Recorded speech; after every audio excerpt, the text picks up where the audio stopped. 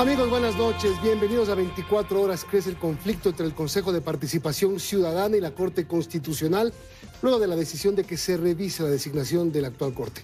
Ya les contamos el episodio de hoy. Hola, Diana. Hola, Mitro, amigos, muy buenas noches. Y en los deportes se cuentan ya las horas para el inicio de las eliminatorias rumbo al Mundial 2026 y además el debut de Ecuador. Desde Buenos Aires, Hugo Quintana nos dará detalles en vivo en breve. Mientras tanto, revisemos los titulares de hoy. Bus de transporte de pasajeros queda atrapado en la creciente del río Márquer en la vía del Chaco Lago Agrio, que se reabrirá a las 7 de la mañana. El presidente Lasso anuncia que la desnutrición crónica infantil en el Ecuador se redujo en un 3.5%.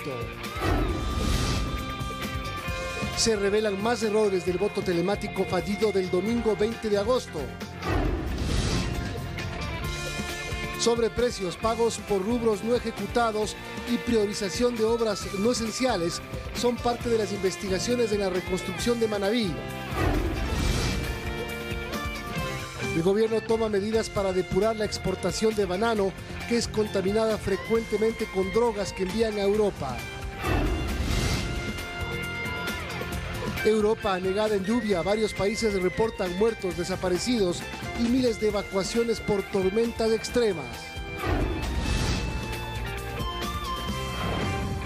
En deportes, todos los detalles de las eliminatorias sudamericanas que usted disfrutará en la señal de Teleamazonas.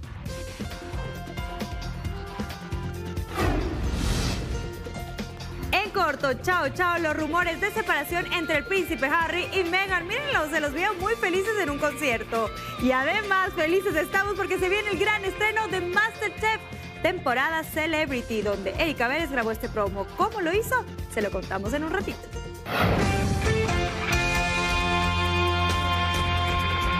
Teleamazonas presenta 24 horas con Milton Pérez y Diana León.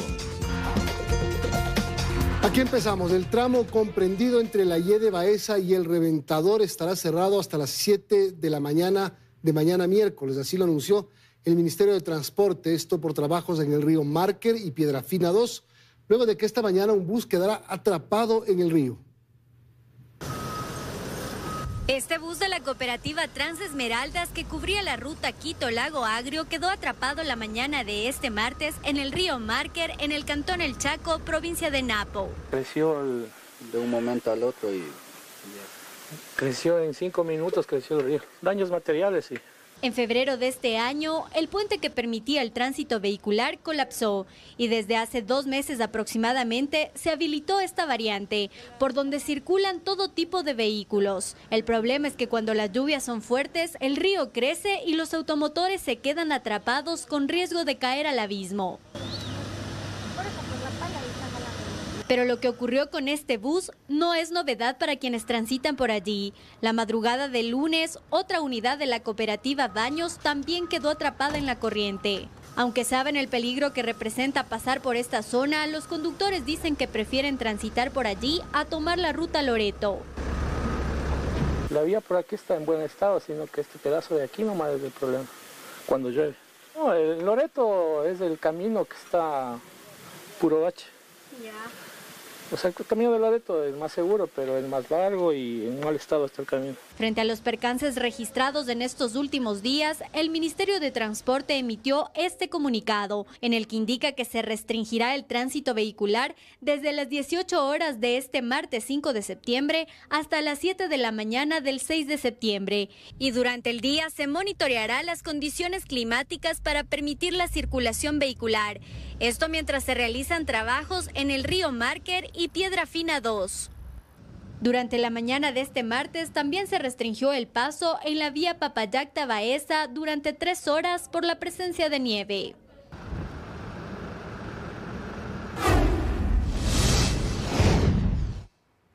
Mientras la conformación de la veeduría que analizará la designación de los jueces de la Corte Constitucional avanza, el máximo órgano de control y administración de justicia jurisdiccional solicitó información al respecto. La resolución ya fue apelada. La pretensión del Consejo de Participación Ciudadana de poner en entredicho la designación de la actual Corte Constitucional podría convertirse en su propia sentencia. De acuerdo al abogado constitucionalista José Chalco, el crear una veeduría para analizar el cese de la antigua Corte Constitucional y con ello la designación de los actuales magistrados es un claro incumplimiento a la sentencia del 7 de mayo de 2019, con la que se blindó las actuaciones del Consejo de Participación Transitorio, una causal que la entidad que ellos buscan cuestionar podría argumentar para una destitución. Los miembros del Consejo de Participación Ciudadana y el juez, la Corte Constitucional, ya nos ha enseñado que sí destituye. El proceso de revisión por parte de la Corte Constitucional ya inició. A través de estos oficios, la Secretaría Técnica Jurisdiccional solicitó información detallada y pormenorizada respecto a la resolución que ordena la creación de una veeduría. Los pedidos se enviaron tanto al juez que emitió la resolución, Leiber Kimi Sorsosa, como a la Fiscalía General y al Consejo de Participación Ciudadana.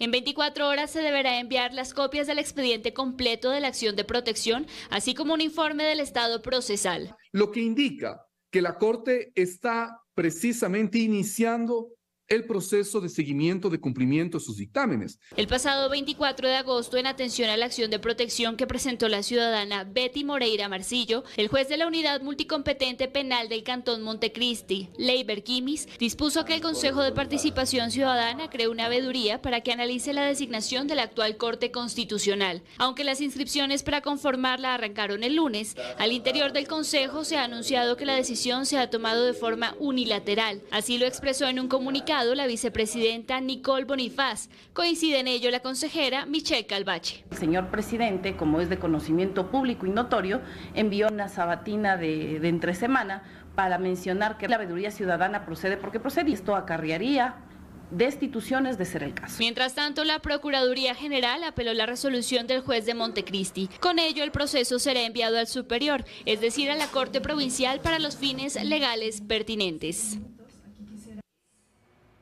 Wilman Terán lleva 7 meses al frente del Consejo de la Judicatura y su gestión deja dudas. 4 de los 5 vocales que lo conforman tienen procesos penales en su contra y Terán es el personaje central de la polémica en el manejo de una justicia que atraviesa por uno de sus peores momentos. Apenas 7 meses en el cargo y Wilman Terán no deja de ser el centro de la polémica, no solo por sus histriónicas intervenciones, sino por haberse desgastado al punto de perder el respaldo de quienes lo nominaron para presidir el Consejo de la Judicatura, sus ex compañeros de la Corte Nacional de Justicia. El Pleno de la Corte Nacional le retira la confianza, ya no nos representa. Es doctor en jurisprudencia, graduado en la Universidad Central del Ecuador, con un posgrado en Derechos Humanos y otro en Criminología. El actual titular del Consejo de la Judicatura ya dejaba ver su histrionismo y pintoresca forma de hablar desde el día de su presentación como integrante de la terna de la Corte Nacional de Justicia. Con el permiso de mis ancestros, soy Wilman Gabriel Terán Carrillo. Exponía así sus ademanes en el intento por comunicar, por responder a los vocales del Consejo de Participación Ciudadana que analizaban su perfil. Y esto lo haremos no solamente conociendo derecho, sino también conociendo la administración y la finanza pública, señora consejera. Y asimismo planteó los problemas y soluciones en caso de llegar a presidir el Consejo de la Judicatura. La principal piedra en el zapato del camino es el presupuesto. Presupuesto. Amén de eso. Hay fondos contingentes que cuando no se ejecuta el presupuesto dentro de la data. De esta forma saltó de la Corte Nacional de Justicia a liderar el máximo órgano de administración y control disciplinario de la justicia. Antes fue juez de su natal Santo Domingo de los Áchilas, secretario jurídico del Consejo de Gobiernos Parroquiales y director de la comisión que investigó el caso Angostura. Ya con mayor exposición y presidiendo la judicatura, visitó la Plaza Mayor de Santo Domingo de los Áchilas. Allí volvió a recordarnos quién es y cómo se mira. Yo vengo de las estrellas, un caminante de sueño. No obstante, Terán se descubre de a poco. Es ahora parte de los vocales de la Judicatura investigados por supuesta obstrucción a la justicia. Es quien avaló la destitución del juez nacional Walter Macías con tan solo 2 de 5 votos. Dice que fueron mayoría. Con 3 votos abstentivos y 2 votos afirmativos, no tenemos mayoría, señor presidente. ¿Cómo no va a tener mayoría si hay 2 votos y hay 3 ausencias de votos? todos los vocales están del Pleno. Cuento contigo. Es un judicial de carrera y sabe cómo moverse en esta cancha. Y algo que se presumía estaba guardado. Terán también estuvo a punto de ser destituido en diciembre del 2022. Para entonces enfrentaba un sumario con destitución, pero apenas días antes de presentarse como primero de la terna, pidió una medida cautelar parando el sumario. Ya posesionado, el sumario contra Terán quedó prescrito y así logró esquivar a la justicia, a la que hoy dice representar. El presidente de la República, Guillermo Lasso, suscribió 2 decretos ley bajo el carácter económico urgente. Los cuerpos normativos que serán enviados a la Corte Constitucional pretenden institucionalizar el sistema de gestión de riesgos y desastre y mejorar los mecanismos de administración de los recursos públicos. Con el primer decreto ley se crearán varias herramientas para afrontar los efectos del fenómeno del Niño, mientras que con el documento sobre equilibrio, organización y transparencia de las finanzas públicas se prevé reformar el Código Orgánico de Planificación y Finanzas. La desnutrición crónica infantil en Ecuador se redujo en 3,5%, ubicándose en 20,1%. Eso según la encuesta nacional de desnutrición infantil del Instituto Nacional de Estadísticas. El presidente Lasso lo anunció, asegurando que este es el principal legado que deja su gobierno. Bajo el lema Infancia con Futuro, el presidente de la República anunció que las cifras reveladas por la encuesta de desnutrición infantil, que durante un año aplicó el INEC en 20.000 hogares, permitió que el país pase del segundo país con mayor desnutrición infantil al cuarto. Apenas 28 meses de gobierno, los resultados de la medición indican que el problema se ha reducido en 3,5%, más de la mitad de lo previsto. Dejar a un lado las diferencias políticas y poner en el centro de nuestras acciones el trabajo por su presente. Fue en el primer foro Infancia con Futuro cuando anunció que este trabajo para disminuir las cifras de desnutrición son el hito de su gestión. Estoy muy contento por los resultados de esta política de Estado en 2 años y 4 meses de implementación y servirán para evaluar la efectividad del Estado ecuatoriano. La ENDI otorga al país una herramienta invaluable para la toma de decisiones informadas y la implementación de políticas efectivas y sostenibles. La encuesta ENDI revela que en Ecuador el 20,1% de menores de 2 años tiene desnutrición crónica infantil. El mayor porcentaje es la Sierra, que tiene el 27,7%, siendo las provincias con mayor índice. Chimborazo con el 35,1%, Bolívar tiene el 30,3% y Santa Elena el 29,8%. Para esto, según el presidente, se han invertido 650 millones desde mayo de 2021. Una cifra histórica, un récord y muy necesaria para cuidar a nuestros hijos y sus madres. Asimismo, el primer mandatario hizo referencia al bono que habría beneficiado a 62.000 madres. Las madres reciben un total de $1.980 más atención y medicinas gratuitas. Para la generación de política pública aspiran a actualizar mensualmente las cifras de desnutrición crónica infantil. El vocal del Consejo Nacional Electoral, José Cabrera, reveló que el sistema para el voto telemático también mezcló los votos de Europa con los de América Latina. La empresa Antroproyectos no se ha vuelto a pronunciar. Se siguen sumando a las fallas que deja el voto telemático aplicado en el exterior, según el consejero José Cabrera. Los candidatos, ejemplo, de Europa, Asia y Oceanía, se mezclaron los votos con los de América Latina. Por eso hemos pedido a Fiscalía que investigue. ¿Cómo se mezclaron los votos? ¿Cómo se mezclaron los votos? Nos vamos enterando cada día más barbaridades de lo que pasó ese día con el voto telemático. Se mezclaron los votos de Europa con los de América Latina en un sistema telemático. En las 3 circunscripciones, Milton. Eso es lo que verbalmente nos dicen. Por escrito dicen únicamente hubo corrupción en la data. Esto se reflejó en las inconsistencias de las actas de escrutinio, explica, pues los datos entre los votantes y el número de votos no coinciden, hecho que sustenta la repetición de elecciones en las jurisdicciones de migrantes. Pero ¿qué va a pasar con el costo de este contrato? Los 800.000 no es votado, Milton. tienen una póliza de... ¿Les van a cobrar? ¿Les van a hacer devolver?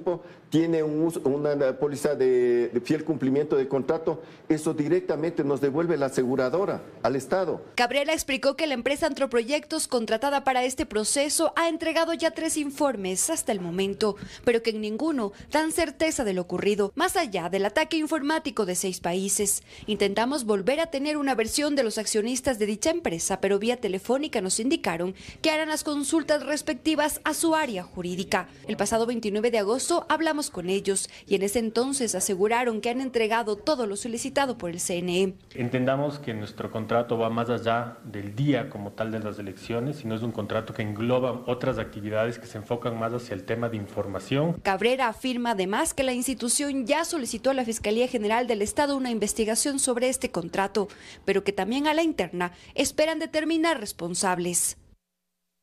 Ni los moderadores ni el tiempo serán iguales en el debate de segunda vuelta. El Comité de Debates Electorales también tiene contemplado modificar preguntas dentro de los ejes temáticos. Repítame la pregunta, por favor. Le repito, tiene 15 segundos para hacer una contrapregunta. El tiempo de respuesta, de réplica y contrarréplica sería uno de los principales cambios en este debate de segunda vuelta.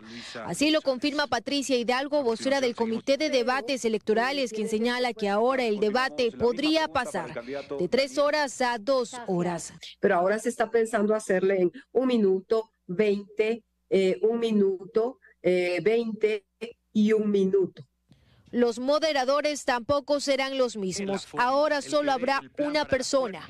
Desde el comité se busca que en esta ocasión exista mucho más tiempo para el cara a cara. Ya hay una terna, ya nos presentaron a nosotros una terna del CNE, nosotros ya la volvimos a mandar con algún cambio que hicimos, pero estará por definirse en estos días.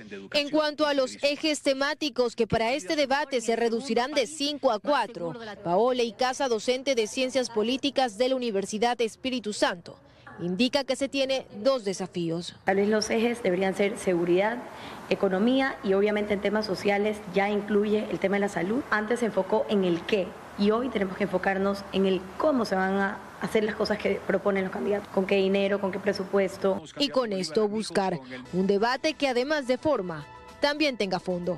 Hoy necesitamos fondo. El ecuatoriano necesita conocer cuáles son las propuestas y cómo las van a ejecutar. El debate se tiene previsto, se lleva a efecto este próximo 1 de octubre y las preguntas serán entregadas 2 horas antes a los candidatos, por lo que el Comité de Debates Electorales pide asimismo a los aspirantes vayan preparados y con sus propuestas claras para que el debate cumpla con el objetivo de aportar en la decisión ciudadana y no se quede como un momento más en la campaña electoral. Hallazgos del Consejo de Participación Ciudadana Transitorio y de Contraloría alimentaron las investigaciones de la Fiscalía sobre el manejo de los recursos para la reconstrucción tras el terremoto. En la lista sobre precios, pagos por rubros no ejecutados y priorización de obras no esenciales. En manos de Fiscalía, un informe del Consejo de Participación Ciudadana Transitorio elaborado en marzo de 2019, entregado en abril de ese año, en el que el organismo al mando de Julio César Trujillo, contra quien el correísmo enfila sus lanzas, denuncia entre otros peculado, testaferrismo, enriquecimiento ilícito y tráfico de influencias. Y en lista, obras con incremento de costos por millones de dólares, multas sin cobrar, subcontrataciones indebidas y otras irregularidades. Este tema en el Consejo anterior estuvo tapado.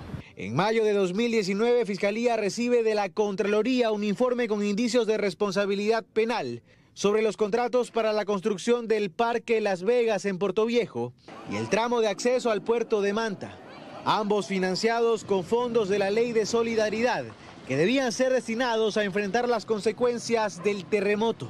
En febrero de 2020, el Consejo de Participación Ciudadana, ya con nuevos integrantes, entregó otra denuncia a la Fiscalía, esta vez sobre la reunión realizada el 22 de mayo de 2017, 2 días antes del cambio de mando, en la que se priorizaron 584 proyectos, sin el sustento técnico que evidenciara que se trataba de contratos urgentes.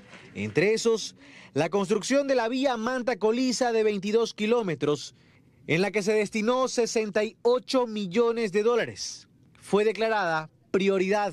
No era una obra prioritaria que no era una obra que estaba afectada por el terremoto, que era una obra que estaba paralizada mucho antes del terremoto y es una obra que no se justifica. Este miércoles a las 8:30 de la mañana, Fiscalía formulará cargos por peculado contra Jorge Glass, ex vicepresidente, Carlos Bernal, ex secretario de la Reconstrucción, y Pablo Ortiz, ex gerente de Ecuador Estratégico, quienes participaron en la mencionada reunión.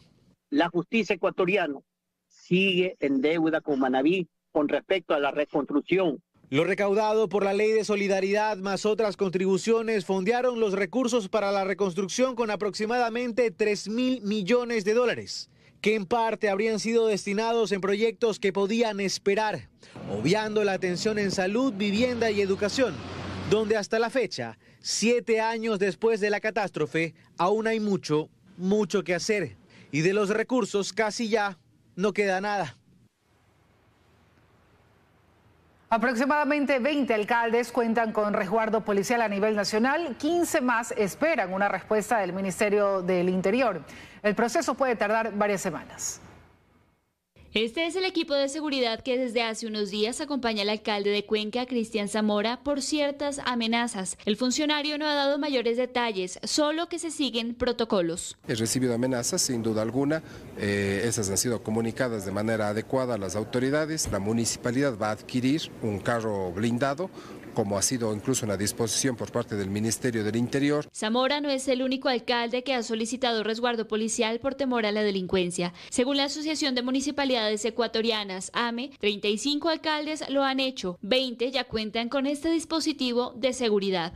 Es mucho más marcado el tema en la parte costanera de nuestro país. Lastimosamente tienen que generar unas fichas de un perfil de riesgos para en función de eso saber qué tipo de seguridad necesitan los alcaldes y alcaldesas. De acuerdo al ministro del Interior, Juan Zapata, el análisis de riesgo determina no solo la necesidad del acompañamiento policial, sino también el número de uniformados. En muchos de los casos también se puede dar otro tipo de medidas, como el patrullaje, el botón de pánico, etcétera. Sin embargo, en estos casos, obviamente, el que mayor seguridad tiene es el señor alcalde de Durán. La dificultad de disponer la seguridad también se entiende por el elevado número de solicitudes, pues en las últimas semanas se llegó a la cifra de 260 personas custodiadas por más de 800 policías. Hasta el punto que nos tocó hacer un reajuste, inclusive en las autoridades del nivel ejecutivo. Hay funcionarios del nivel ejecutivo que inclusive hemos retirado seguridad también porque los policías es un número finito, ¿no? Sin embargo, añade el ministro que concluida la primera vuelta electoral se empezaron a recuperar policías. Por ejemplo, de la seguridad de Herbas y Armijo se puede disponer ya de 21 policías. La próxima semana se recuperarán otros 61 uniformados de los candidatos a la asamblea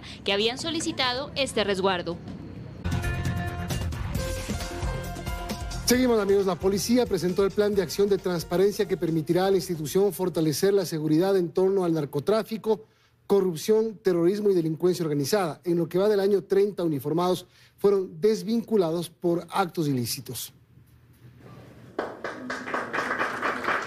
Como un hito histórico, así catalogaron las autoridades al lanzamiento del Plan de Transparencia e Integridad Institucional y Confianza Ciudadana de la Policía Nacional. Y para ello se trabaja en una plataforma que permita generar perfiles de riesgo entre los uniformados de la institución. Pero además de eso, con la creación de la Escuela de Poligrafía financiada por el INL, con lo cual por fin dejaremos de depender de otros países en la formación propia de nuestros especialistas. Es decir, anteriormente la institución tenía 25 polígrafos y con este plan se espera adquirir 18 más. A esto se suma que para la creación de esta plataforma fue necesario fortalecer lazos con la Contraloría General del Estado, la UAFE, el SRI y la Embajada de los Estados Unidos. De los polígrafos, pero esto no solo es la máquina, sino viene también la experticia, la capacitación del poligrafista. Este es un trabajo muy técnico que se demora, un curso básico dura aproximadamente 6 meses. Desde la Policía Nacional además se solicitará a la Asamblea varias reformas que permitan separar de las filas a altos funcionarios que no sean compatibles con las exigencias de la institución. Desde enero del 2020 hasta julio del 2023 tenemos 246 funcionarios policiales que han sido sumariados, pero necesitamos del acompañamiento judicial. Y es que solo en lo que va del 2023, 30 uniformados han sido desvinculados de la institución por actos de corrupción. Y Ecuador se convierte en el principal proveedor de cocaína para Europa. Mientras tanto, el gobierno intenta poner en marcha 3 medidas para depurar la exportación de banano. Bernarda Ceballos está con nosotros. Cuéntanos más. En lo que va del año, ¿cuántas toneladas de droga se han incautado en los puertos del país? Bernarda. Amigos, ¿qué tal? Así es, en lo que va del 2023 se han decomisado más de 150 toneladas de droga en el país. De esta cifra, más de 70 toneladas iban a ser transportadas vía marítima.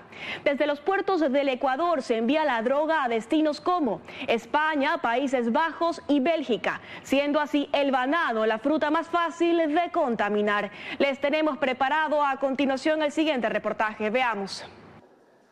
El gobierno intenta poner en marcha 3 medidas para depurar la exportación de banano, y es que en los puertos del país radica la problemática. Por ejemplo, el fin de semana la Policía Nacional decomisó más de 1 tonelada de cocaína que iba dentro de un contenedor de banano que se encontraba en uno de los puertos de Guayaquil y su destino final era Alemania. A esto se le suman 300 kilos que estaban dentro de otro contenedor que tenía madera de teca en el puerto de Pozorja y se dirigía a México. Según el Ministerio de Agricultura, la fácil contaminación de la musácea se debe a las anomalías detectadas en el sistema de control bananero Unibanano, encargado de realizar transacciones para la exportación de esta fruta. Por lo tanto, se procedió a desactivar códigos que representan 16.000 hectáreas ficticias que se suman a las 20.000 ya desactivadas en 2022. Estas hectáreas inscritas de manera externa, es decir, no desde el ministerio, sino desde agentes externos